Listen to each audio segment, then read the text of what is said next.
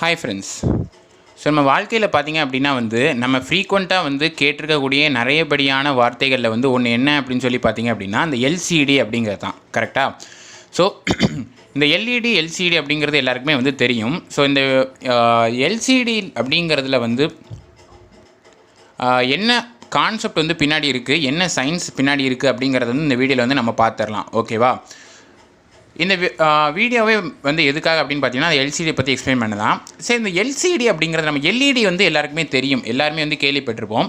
நம்ம கம்ப்யூட்டராக இருக்கட்டும், டிவி டிஸ்பிளேயாக இருக்கட்டும், எல்இடி டிவின்னு நம்ம சொல்லுவோம். ஸோ எல்லாத்துலேயுமே பார்த்திங்கன்னா அந்த டிஸ்பிளேயில் இருக்கக்கூடிய எல்லாமே எல்இடி, அதாவது லைட் எமிட்டிங் டயோடு. ஒரு டயோடு எமிட் பண்ணக்கூடிய லைட்டை வச்சு வரக்கூடிய கான்செப்ட் தான் அந்த எல்இடி அப்படின்னு சொல்லுவோம். சரி, இந்த எல்சிடி அப்படிங்கிறது என்ன அப்படின்னு பார்த்தீங்கன்னா, இந்த எல்இடி வரதுக்கு முன்னாடி யூஸ் பண்ணிட்டு இருந்தது என்ன அப்படின்னு பார்த்தீங்கன்னா இந்த எல்சிடி அப்படிங்கிறது தான் சொல்கிறாங்க. ஸோ அந்த எல்சிடி அப்படிங்கிறது பேசிக்கலாகவே என்ன அப்படின்னு பார்த்தீங்க அப்படின்னா, நம்ம அதை தெரிஞ்சுக்கிறதுக்கு முன்னாடி நம்ம சில விஷயங்கள் பற்றி நம்ம தெரிஞ்சுக்கணும் பேசிக்கலாகவே. ஓகேவா? ஸோ இந்த உலகத்தில் எந்த பொருள் எடுத்துக்கிட்டாலும் அதுக்கான இருக்கக்கூடிய மூணு நேச்சர் என்ன அப்படின்னு பார்த்தீங்கன்னா, ஒன்று சாலிடாக இருக்கலாம், லிக்விடாக இருக்கலாம், அப்படி இல்லைனா கேஸாக இருக்கலாம். ஸோ இந்த உலகமே என்ன இருக்குது அப்படின்னு பார்த்தீங்கன்னா, இந்த உலகமாக இருக்கட்டும், நம்மளாக இருக்கட்டும், எதாக இருந்தாலுமே என்ன இருக்குது அப்படின்னு பார்த்தீங்கன்னா, நம்ம ஆட்டம்ஸ் அண்ட் மாலிகூல்ஸால் தான் உருவாயிருக்கோம். கரெக்டாக? இந்த ஆட்டம்ஸ் இல்லைன்னா நம்ம யாருமே இந்த உலகம் எதுவுமே கிடையாது. ஸோ இந்த ஆட்டம்ஸ் அண்ட் மாலிகூல்ஸ் அரேஞ்ச் ஆகிருக்கக்கூடிய பொசிஷனை பொறுத்து தான் நம்ம என்ன சொல்கிறோம் அப்படின்னு பார்த்தீங்கன்னா, சாலிடா, லிக்விடா, கேஸா அப்படின்னு சொல்கிறோம். சாலிடாக இருந்தால் நல்லா ஸ்டிஃபான அரேஞ்ச்மெண்ட்டாக இருக்கும். இந்த மாதிரி லிக்விடாக இருந்துச்சுன்னா கொஞ்சம் ஆட்டம்ஸ் கொஞ்சம் ஃப்ரீயாக மூவ் ஆகிற மாதிரி அரேஞ்ச் ஆகிருக்கும். இதே நேரத்தில் கேஸாக இருந்துச்சு அப்படின்னா நல்லா ஃப்ரீயாக மூவ் ஆகிட்டு இருக்கும். கரெக்டாக? ஸோ இது நமக்கு பேசிக்கலாக தெரிஞ்ச விஷயம். இதே ஒரு கிறிஸ்டல் அப்படின்னு சொல்லி நம்ம சொன்னோம் அப்படின்னா, அதோட மாலிகூல்ஸோட ஓரியன்டேஷன், அதாவது அரேஞ்ச்மெண்ட் அது ஒரு ரெகுலர் ஃபார்மில் இருந்தால் அதை நம்ம என்ன சொல்லுவோம் அப்படின்னு பார்த்தீங்கன்னா கிறிஸ்டல் அப்படின்னு சொல்லுவோம். சாலிட் பொதுவாக கிறிஸ்டல்னாலே நம்ம என்ன சொல்லுவோம், சாலிட் அந்த மாதிரி தான் சொல்லுவோம். கரெக்டாக? ஸோ ரெகுலர் அரேஞ்ச்மெண்ட் உள்ள ஒரு மாலிகூல் அரேஞ்ச்மெண்ட் உள்ளது தான் நம்ம கிறிஸ்டல்னு சொல்கிறோம். இதே கிறிஸ்டல் சாலிட் ஃபார்மில் தான் மோஸ்ட்லி இருக்குன்னு சொல்கிறோம். இதே ஒரு கிறிஸ்டல் சாலிடாக இருந்து லிக்விடாகவே ஃப்ளோ ஆகிக்கிட்டு இருந்தது அப்படின்னு சொன்னால் அதுக்கு பேர் தான் என்ன சொல்கிறோம் அப்படின்னு பார்த்தீங்கன்னா லிக்விட் கிறிஸ்டல் அப்படின்னு சொல்கிறோம்.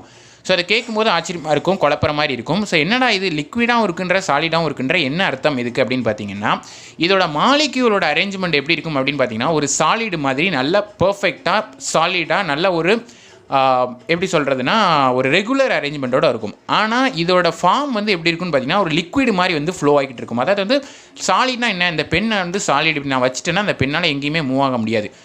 அப்படின்னா என்ன அர்த்தம், அந்த பெண்ணுக்குள்ளே அவ்வளோ ஸ்டிஃபான அரேஞ்ச்மெண்ட் இருக்குது, அவ்வளோ ஈஸியாக இந்த பெண் கீழே விழாது. அதாவது எங்கேயும் அவ்வளோ ஈஸியாக எக்ஸ்டர்னல் ஃபோர்ஸ்லாம் மூவ் ஆக முடியாது. ஆனால் இந்த லிக்விட் கிறிஸ்டல் அப்படிங்கிறது பார்த்தீங்கன்னா இதோட அரேஞ்ச்மெண்ட் சாலிட் மாதிரி இருக்கும். அதே நேரத்தில் அதோட நேச்சுரல் ஃபார்ம் என்ன இருக்கும், நேச்சர் எப்படி இருக்குன்னா லிக்விடாக இருக்கும். சரிங்களா? ஸோ இதை தான் என்ன சொல்கிறோம் அப்படின்னு பார்த்தீங்கன்னா லிக்விட் கிறிஸ்டல் அப்படின்னு சொல்கிறோம். இந்த லிக்விட் கிறிஸ்டலில் மேலே பட்டு ஸ்கேட்டர் ஆகக்கூடிய லைட்னால் வரக்கூடிய அவுட்புட் தான் நம்ம என்ன சொல்கிறோம் அப்படின்னா லிக்விட் கிறிஸ்டல் டிஸ்பிளே அப்படின்னு சொல்கிறோம். சரிங்களா? இந்த டிஸ்பிளேங்கிறது வேறு ஒன்றும் இல்லை, அதில் படக்கூடிய லைட்னால் வரக்கூடிய எஃபெக்ட் தான். இந்த லைட் அப்படிங்கிறது பார்த்திங்க அப்படின்னா இந்த கிறிஸ்டலில் பட்டு எப்படி நமக்கு கிடைக்குது அப்படின்னு கேட்டிங்கன்னா, ஸ்கேட்டரிங் ஆஃப் லைட் அப்படிங்கிறத நம்ம அண்டர்ஸ்டாண்ட் பண்ணணும். சரிங்களா?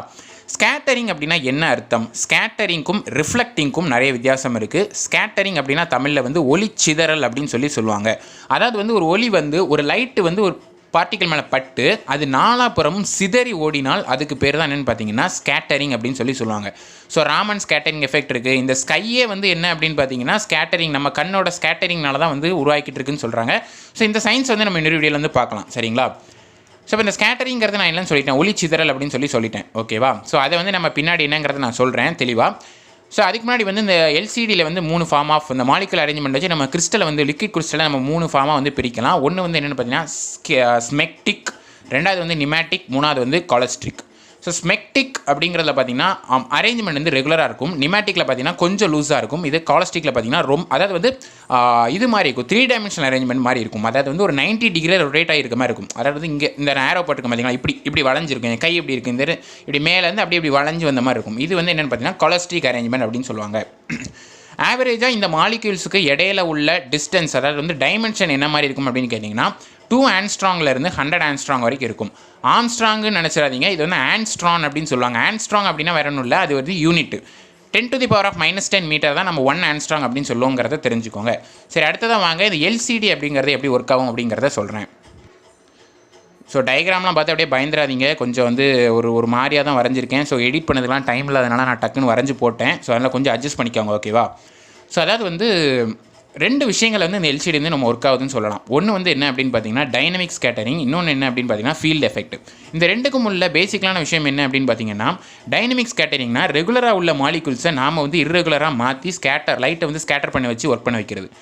ரெண்டாவது விஷயம் ஃபீல்டு எஃபெக்ட் எப்படி இருக்கும் அப்படின்னு பார்த்தீங்கன்னா, ஏற்கனவே வந்து இர்ரெகுலராக இருக்கிறத நம்ம ஒரு ஃபீல்டு எக்ஸ்டர்னலாக ஒரு எலக்ட்ரிக் ஃபீல்டு அப்ளை பண்ணி நம்ம ரெகுலராக மாற்றி அதுக்கப்புறம் ஒர்க் பண்ண வைக்கிறது பேர் தான் என்ன பார்த்தீங்கன்னா ஃபீல்டு எஃபெக்ட் எல்சிடி ஒர்க்கிங் அப்படின்னு சொல்லுவாங்க. இந்த டைனமிக் எஃபெக்ட்டில் ஆக்சுவலாக என்ன நடக்குது அப்படின்னு பார்த்தீங்கன்னா, முதல்ல மேலே வந்து ஒரு பிளேட் இருக்கும், கீழே வந்து ஒரு பிளேட் இருக்கும். ஸோ 2 பிளேட் இருக்கும் மேல், அதாவது ஃப்ரண்ட் பிளேட்டு பேக் பிளேட் அப்படின்னு சொல்லுவாங்க. அதாவது வந்து எப்படி சொல்கிறது, ஃபஸ்ட்டு வந்து ஒரு பண்ணை வச்சு அதுக்கு மேலே வந்து சீஸ் பட்டர்லாம் வச்சுட்டு மறுபடியும் ஒரு மேலே ஒரு பண்ணை வச்சு மூடி வச்சு அப்படி இருக்கும். அதாவது ப்ரெட்டை வச்சு மூடி வச்சு அப்படி இருக்கும். ஸோ மேலே கீழே ஒரு பிளேட் மாதிரி இருக்கும், இடையில வந்து நமக்கு சீஸ் பட்டர்லாம் இருக்கும். கரெக்டாக? ஸோ அதே மாதிரி தான் இந்த மாதிரி இருக்கும். மேலே வந்து ஒரு பிளேட் இருக்கும், கீழே வந்து ஒரு பிளேட் இருக்கும், இடையில என்ன இருக்கும் அப்படின்னு பார்த்தீங்கன்னா இந்த லிக்விட் கிறிஸ்டல் அப்படிங்கிற ஒரு ஃபார்ம் வந்து ஃப்ளோ ஆகிட்டு இருக்கும். இது மேலே வந்து என்ன இருக்கும் அப்படின்னு பார்த்தீங்கன்னா, இது வந்து டிஸ்பிளே. இந்த 8ங்கிறத பார்த்தோன்னே சரியும் 7 செக்மெண்ட் டிஸ்பிளே இது பேர். ஸோ இதை பற்றி இன்னொரு வீடியோவில் தெளிவாக பார்க்கலாம். இது வந்து ஆக்சுவலாக வந்து 7 டிஸ்பிளே அப்படிங்கிறது வந்து அவுட்புட், அதாவது நமக்கு வரக்கூடிய அவுட்புட் வந்து நமக்கு இதில் தான் காட்ட போகுது. 7ஆ 8ஆ நம்ம டிஜிட்டல் வாட்சில் பார்க்கலாம், நம்ம கால்குலேட்டரில் பார்க்கலாம், எல்லாமே வந்து 7 செக்மெண்ட் டிஸ்பிளே. கரெக்டாக? ஸோ இப்போ இந்த லிக்விட் ஃபார்மில் வந்து என்ன ஆகுது அப்படின்னு பார்த்தீங்கன்னா, லைட்டு பட்ட உடனே என்ன ஆகும் அப்படின்னு கேட்டிங்கன்னா இந்த மாதிரி வந்து ஸ்கேட்டர் ஆகும். ஸோ இதுக்கு என்ன வித்தியாசம் அப்படிங்கிறத நான் சொல்லியிருந்தேன். நான் முதல்ல சொன்ன கான்செப்ட் ஆக்சுவலாக இதெல்லாம் வருது. இதுக்கு பேர் ரிஃப்ளெக்ஷன் ஆஃப் லைட், வேற இது பேர் என்ன பார்த்தீங்கன்னா ஸ்கேட்டரிங் ஆஃப் லைட் அப்படின்னு சொல்லுவாங்க. சரிங்களா? ஸ்கேட்டரிங் ஆஃப் லைட் அப்படின்னா வந்து ஒரு இடத்துலேருந்து லைட் வந்து பட்ட உடனே நாலாபுறமும் வந்து சிதறி ஓடுறது, கண்ணா பின்னா அது பாட்டுக்கு சிதறி ஓடும். எங்கே போகுதுன்னு அதுக்கும் தெரியாது, நமக்கும் தெரியாது, எப்படியே சிதறி ஓடிடும். அதான் வந்து இந்த மாதிரி ஸ்கேட்டரிங் ஆஃப் லைட். இது ரிஃப்ளெக்டிங் ஆஃப் லைட்னா ஒரு பாயிண்டில் பட்ட லைட்டு ஒரு டேரக்ஷன்லேருந்து வரக்கூடிய லைட்டு ஒரு பாயிண்டில் பட்டு வேறு ஏதோ ஒரு டேரக்ஷனில் போயிடும். ஸோ இது வந்து ரிஃப்ளெக்டிங் ஆஃப் லைட் அப்படின்னு சொல்லலாம். ஓகேவா? அந்த ரெண்டுக்கு டிஃப்ரென்ஸ் இருக்குது. இந்த ஸ்கேட்டரிங் ஆஃப் லைட்னால என்ன ஆகும் அப்படின்னு பார்த்தீங்கன்னா, ஏற்கனவே இந்த ஸ்மெக்டிக் அப்படின்னு சொல்லி காரணம் இல்லை. ஸ்மெக்டிக்னா என்ன? ஸ்மெக்டிக்னா வந்து ரெகுலர் அரேஞ்ச்மெண்ட் ஆஃப் மாலிகுல்ஸ். இந்த உருப்படியாக ஏற்கனவே இருக்கிற ரெகுலர் மாலிகுல்ஸ் என்ன ஆகும்னா இர்ரெகுலராக மாறி இந்த பேக்ரவுண்டை மட்டும் கருப்பாகிட்டு சென்டரில் உள்ளது மட்டும் நமக்கு வந்து என்ன ஆகும் அப்படின்னு பார்த்தீங்கன்னா பிரைட்டாக நமக்கு வந்து காட்டும். சரிங்களா? இது வந்து ஒரு டைப்பு. இது நான் சொன்னது புரிஞ்சிருக்குன்னு நினைக்கிறேன். ஸோ ரெகுலராக இருக்கிறத இர்ரெகுலராக மாற்றி ஸ்கேட்டரிங் ஆஃப் லைட் நடக்க வச்சு 7 செக்மெண்ட் இது மட்டும். அதாவது ஆக்சுவலாக அந்த டைம் வந்து என்ன காட்டுதுன்னா 9 காட்டுது. ஓகேவா? அந்த 9 அப்படிங்கிறது காட்டுது. ஸோ அது மட்டும் அதாவது கலராக ஒயிட்டாக இருக்கலாம், ரெட்டாக இருக்கலாம், எதாக வேணாலும் இருக்கலாம். பட் பின்னாடி உள்ள எல்லாமே வந்து கருப்பாக இருக்கும். இதே ஃபீல்டு எஃபெக்ட்னால என்ன வருதுன்னா, ஏற்கனவே வந்து இர்ரெகுலராக இருக்கக்கூடிய ஏற்கனவே கண்ணாப்பின்னான்னு சிதறிக்கக்கூடிய மாலிகுல்ஸை நம்ம ஒரு எலக்ட்ரிக் ஃபீல்டு அப்ளை பண்ணி போலரைஸ் பண்ணுறோம். போலரைஸ்னால் ஆக்சுவலாக என்ன? Alignment of particles. அது எலக்ட்ரிக் பார்ட்டிகிள்ஸாக இருக்கலாம், ஆட்டம்ஸ் மாலிகுல்ஸாக இருக்கலாம், எதாக வேணாலும் இருக்கலாம். நான் என்ன சொன்னேன், இதில் ஆக்சுவலாக வந்து அதாவது வந்து இதை யூஸ் பண்ணியிருப்பாங்க, நிமேட்டிக்னு ஒன்று காட்டினேன் இல்லையா? ஸோ நிமேட்டிக் அப்படின்னா என்ன? Irregular arrangement. ஓகேவா? இதை யூஸ் பண்ணி என்ன பண்ணியிருப்பாங்க அப்படின்னா, ஏற்கனவே சரியில்லாத விஷயங்களை வந்து சரிப்படுத்துகிற விஷயமா, அதாவது வந்து நேராக மறுபடியும் வந்து ஸ்மெக்டிக் மாதிரியே அரேஞ்ச் பண்ணி அதுக்கப்புறம் நமக்கு அவுட்புட் எப்படி வரும்னா இதுக்கு அப்படியே ஆப்போசிட்டில் வரும். இதில் வந்து பேக்ரவுண்ட் வந்து பிளாக்காக இருக்கும், அதே நேரத்தில் இது சென்டரில் இருக்கிறது வந்து லைட்டாக இருக்கும். அங்கே வந்து சென்டரில் இருக்கிறது மட்டும் பிளாக்காக இருக்கும், பேக்ரவுண்ட் வந்து ஒயிட் கலரில் இருக்கும், லைட் கலரில் இருக்கும். ஓகேவா? ஸோ இதுதான் வந்து என்ன ஆகுது அப்படின்னு பார்த்தீங்கன்னா இதில் நடக்கு. ஸோ அதில் ஏன் வந்து பேக்ரவுண்ட் லைட்டாக இருக்குது அப்படின்னா, இந்த ஃபீல்டு எஃபெக்ட் வந்து போலரைஸ் பண்ணுறது மூலமாக லைட்டை வந்து கேப்சர் பண்ணி வச்சுக்கும், அதாவது வந்து ஸ்கேட்டராக விடாது.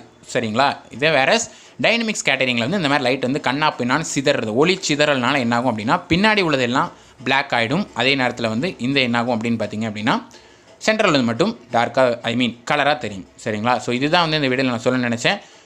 ஸோ நான் சொல்ல வேண்டியது சொல்லிட்டேன், புரிஞ்சிருக்குங்கிறத நம்புறேன். ஸோ ஒரு அப்ளிகேஷன் எங்கே இருக்கும் பார்த்தீங்கன்னா அந்த டிவி, கம்ப்யூட்டர்ஸ் எல்லாத்துலையும் நம்ம பார்க்கலாம்.